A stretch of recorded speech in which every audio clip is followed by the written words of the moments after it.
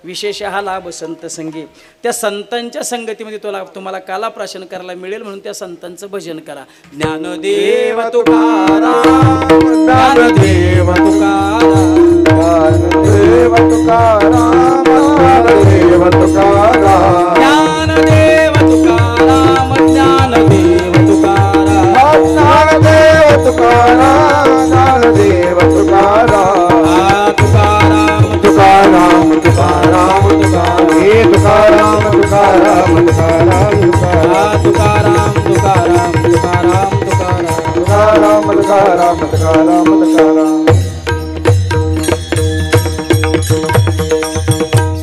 या अभंगाचा भावार्थ जो माझ्या बुद्धीला पटला तो मी तुमच्यासमोर मांडण्याचा प्रयत्न केला. या ठिकाणी कीर्तन सेवेकरता निमंत्रित केलं त्याबद्दल पुन्हा एकदा मी ग्रामस्थ परायण मंडळाचा आभार आहे.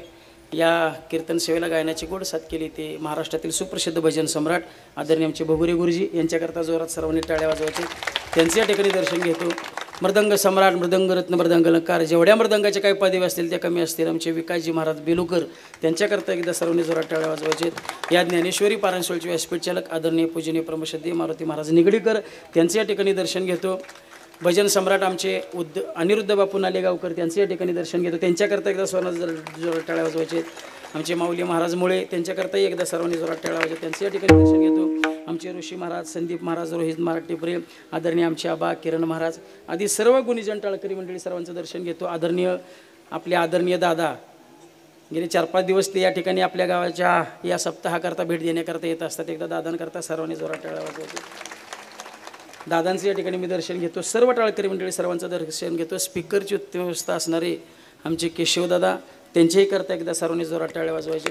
त्यांचं या ठिकाणी दर्शन घेतो. जय घोष यूट्यूब चॅनल आमचे वैभवदादा आणि योगेश दादा त्यांचे या ठिकाणी जोरात टाळ्या वाजवून स्वागत करायचे. त्यांचं या ठिकाणी दर्शन घेतो आणि थांबतो. किंबहुना तुमचे केले धर्म कीर्तने सिद्धी नेले ते तर माझे चिवरले पाय कपन विठ्ठल जय जय